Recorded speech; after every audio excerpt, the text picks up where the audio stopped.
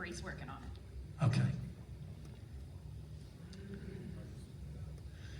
They painted the cars in this blend color. It went from one color into the next, all the way down the sides. And as you can see, there's no music, there's no sound. So if you have a question, keep it to the end. These cars they were out in one of the picnic pavilions, as you can see, and the side there, it looks like it has scratches on it. That's kind of a brass plate. I forget if it was aluminum bronze or not, but that was where the side kicker wheels would catch the cars and shoot you out to keep the speed up so the next train behind you would not catch up. We don't like that in this industry. As much as you folks, please don't ever say we do.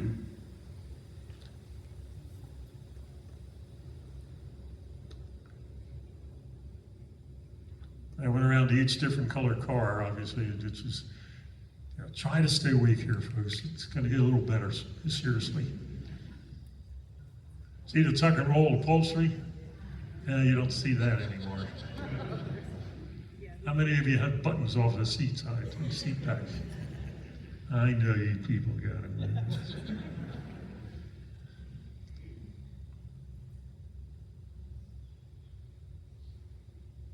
How long did it take to build the cars? We started in August, September, cutting the materials.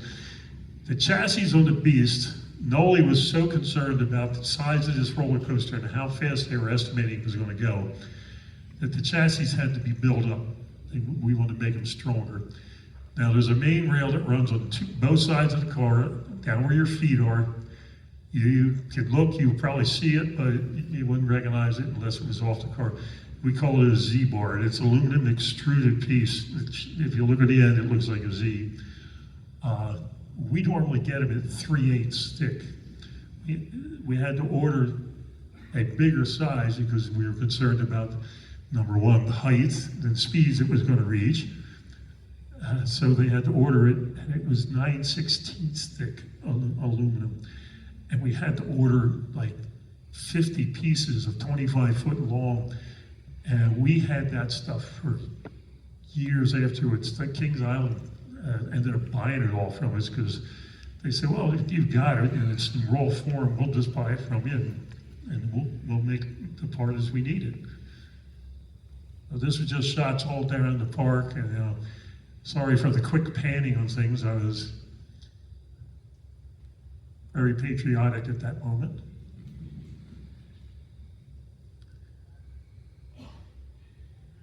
So let's talk about why you came out here for this visit. Like I said, I put the handrails in, and I think that was one of the test runs that had sandbags in the car, which I'll tell you a funny story. My very first ride on the Beast, everybody broke for lunch, and right at this spot, right where that cover is, but has nothing to do with, I'm going to tell you, but that's the spot.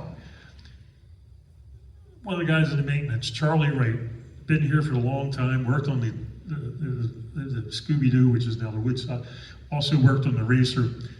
But he says to me, and it was right after lunch, he says, have you ridden this yet? And I was like, no. I said, because at lunchtime, everybody who was in the office would come down like a tidal wave. You see all these white shirts and ties coming along. They climb up on the stairway, and everybody was piling in, taking rides at lunchtime on the Beast. So he says, come on, let's go, I'll take you for a ride. So we get in the front seat. We come out of the station, go around the track, and as we're driving on, I'm looking around, I'm like, this is pretty cool. I'm getting to ride this before the public over. And we got to that point, and Charlie goes, close your eyes and shut your mouth. And I'm thinking, well, okay, I wasn't going to yell or scream or anything. And here one of the masons, instead of carrying a 100-pound bag or a 50-pound bag of cement underneath the structure, threw it up on the track. And we came around the curve. Charlie freaked out. We hit that bag of cement, and we were covered just dust. And we're riding through this ride, and it's my first ride, and I'm, geez, think back. And we're riding, we go all the way through it, and I'm hanging on, trying to see in the blur of this dust. But we go all the way around the ride, and we come back, and everybody in the station, their eyes are open. Some of them, people were laughing, and they're going, "You guys all right?" Yeah, they said it was funny because we knew exactly where the train was. It looked like a Jeep going through the Serengeti. It was just dust coming around the whole entire track behind it. So there's just different shots, obviously. It was a nice spring day that you can see. The rain was falling, and much like today. I heard it's sunshine out there now, which is good. A little less leaves on the trees, though. Yeah.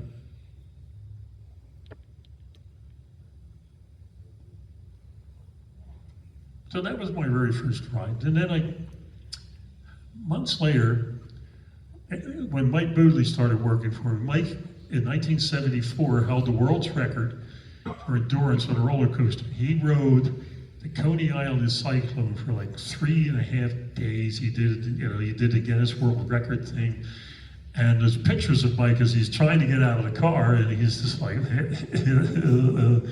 drooling, and he doesn't like it when I tell that story. But Mike, all he talked about was the Coney Island Cyclone. Nothing will ever beat the Coney Island Cyclone. Coney Island Cyclone is the best coaster in the world. And I'm like, you got to go out and ride this piece. It can't be any better than Coney Island Cyclone. Can't be. So Mike and I come out, and there's the car as pretty as ever. There's the crowds waiting to ride them.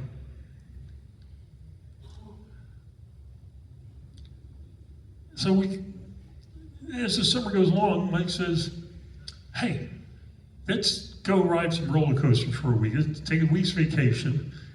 And I'm like, "Yeah, okay, fine." He says, "Yeah, we'll take my mom's car." And when I pulled in the driveway, I found out it was a 77 Pinto station wagon. It had no air conditioning and had no radio in it, so he hooked up an 8-track with his hard metal, heavy metal, 8-track cassettes, pop it in this thing. We ended up stocking it at a Sears, and I bought a John Denver tape and a George Carlin tape, and we took turns playing tapes. So we did a coaster run, and we started in Pennsylvania, and we went up to Music, PA, then across to Harvey's Lake, and then out to Kennywood Park, and then up to Waldameer Park, and a couple other parks in between that had coasters that are now defunct. And so we ride no different. Then we come over to Cedar Point. I called Charlie Din and tell him we're coming down, and he says, "Oh, you just come to the maintenance, and I'll make sure you get in." And so we came in, and Mike and I went over. We stood in line and waited, and we got on the beast. And Mike's like, "Yeah, that's pretty good, but the Coney Island Cyclone was a lot better, I was like, "How can you even match it? It doesn't even the same category. That's a cyclone coaster. This is a true out and back with a double lift hill and 120-foot double helix." So I just say, all I did was walk along behind him, film the train going up. You see that bunch of people? Well, when it comes over the other side, it's a whole new bunch of people in there, because I just walked around the station, the track as this was running to the public, and took this Super 8, which is now video. So Mike is going on about how good it was, the Coney Island Cyclone. So while we're here, I bumped into one of the maintenance guys, and I forget his last name. His first name was Tom, and I remember that. I don't know why. But he says, "Hey, I didn't know you were here. What are you doing?" And I said, "I'm just out here. We're doing a roller coaster run." He goes, "Well, where you stay?" And this is part of the deal. We were camping. We had a 2-man pump tent. Look at the size of me. Look at her. Mike was just a little bigger than her, but not as big as me. We spent one night in a tent, and that was it. And we ended up mooching off a friend that lived out in Pittsburgh, another one where we stayed at his aunt and uncle's house.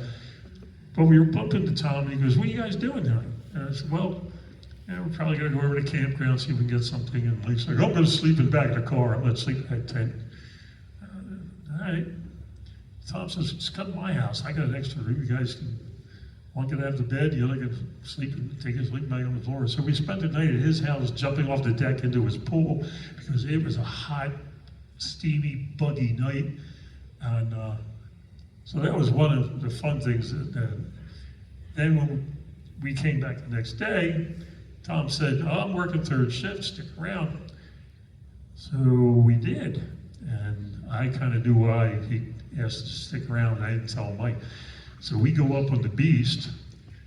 At closing, they do the fireworks the whole bit, and then the parks close. But you don't have enough weight in the cars to get them back up into the staging area, in the braking area after the helix, or before, after the helix, but before the station. There's not enough weight in, so they had to run them out. So here's all these young kids that all worked here on the rides. They're all running over, jumping in the cars. Tom says to Mike and I, get in. So we sit in the front seat. We go around the track.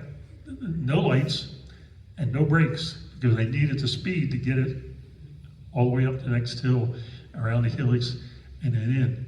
And the moment we came into the braking station, as soon as that car stopped, we were out, running down the track. We hopped into the next train and we went out. So we did this 3 times. Were those trains stopping? Sort of. I could run a lot faster than I can now, and you know, they weren't exactly stopping, but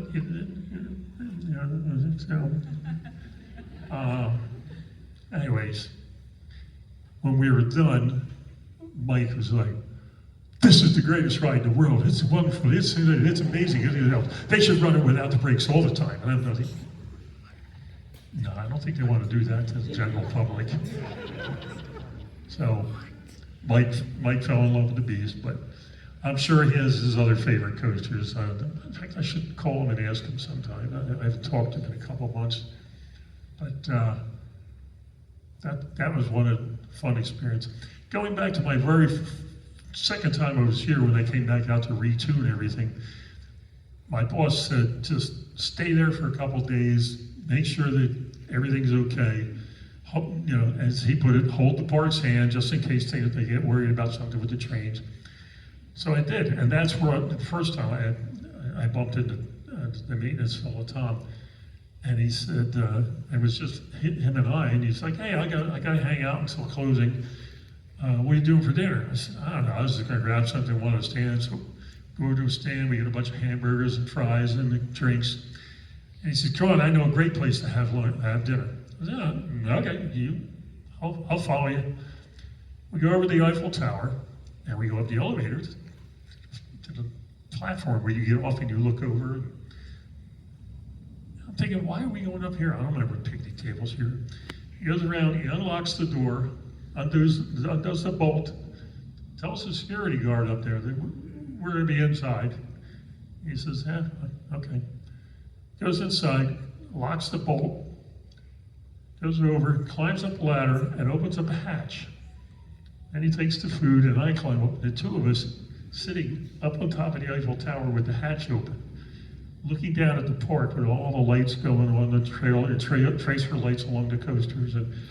And I remember just looking over going, maybe I'll stick it out with this job. This looks like kind of fun. Don't get to do this kind of stuff. So that was the first time that I spent a whole week just hanging out at the park. And there were people at times, like I would ride the Beast like 3 or 4 times, and the kids that were running it, I used to call them kids because they were younger than me, and, they knew who I was and why I was there. And so I just sat there, and sometimes I'd ride the next car back, and I just watched how everything was coupled and everything was shaking along. And then somebody else would get on, and they go, you were on here earlier this morning. Were you riding for a world's record? No, this is my job. What do you mean it's your job? Well, I work for the company, we built these trains, and I was sent out here to make sure that everything's okay with them.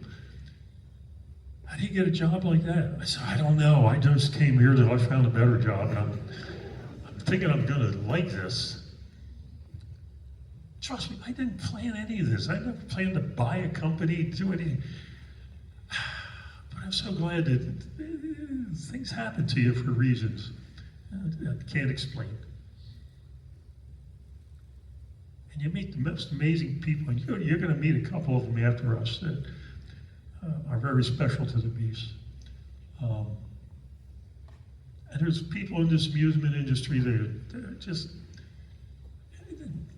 wonderful. It's just the nicest people. You know, everybody says, you know, oh, East Coast, Philadelphia, you people are so, you know, throw snowballs at Santa at football games, and I wasn't even, no, I didn't do that. But I found in your travels, no matter where you go, you meet amusement park people, and they are different. And you think they're nice here just because you're here. They're nice like that all the time. We last night, Mike set us up for dinner at the brew house, yes. And a very nice young lady came over and took our orders, and we got talking to her, and she's been here 7 years.